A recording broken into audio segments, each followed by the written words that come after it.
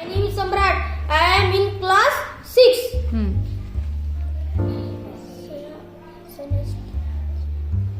My story is Sana's balloon. Sana father bought her a balloon. Sana filled the balloon with air. The balloon flew high up. It struck the ceiling. The air started coming out. Push.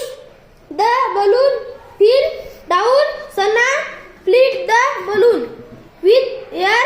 Again the balloon flew high up.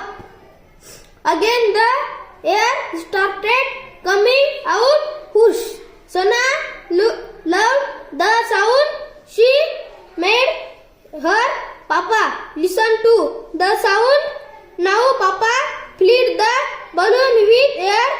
He wanted to tie a thread, but Sana did not want it to be tied. She wanted to listen to the push sound again.